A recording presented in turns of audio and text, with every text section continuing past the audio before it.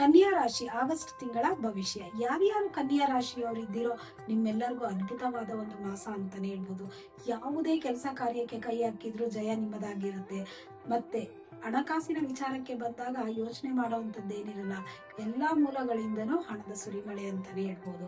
Pending ಇರೋವಂಥದ್ದು, ಯಾರಿಗೋ ದುಡ್ಡು ಕೊಟ್ಟಿರ್ತೀರ, ಅವ್ರು ಕೊಟ್ಟಿರಲ್ಲ ತುಂಬಾ ವರ್ಷಗಳಿಂದ, ಆ ಹಣ ವಾಪಸ್ ಬರುತ್ತೆ. ಈ ತರದ ಎಲ್ಲಾ ಒಂದು ಆದಾಯದ ಮೂಲಗಳು ನಿಮ್ಗೆ ಈ ಒಂದು ಮಾಸದಲ್ಲಿ ಇರುತ್ತೆ. ಇನ್ನು ಮಕ್ಕಳ ಎಜುಕೇಶನ್ ಅಂತ ಬಂದಾಗ ಎಲ್ಲರೂ ಕೂಡ ಚೆನ್ನಾಗಿ ಓದ್ತಾ ಇದ್ದೀರಾ, ಹಾಗೆ ಮುಂದೆ ಕೂಡ ಓದೋದ್ರಿಂದ ಅದ್ಭುತವಾಗಿರುತ್ತೆ.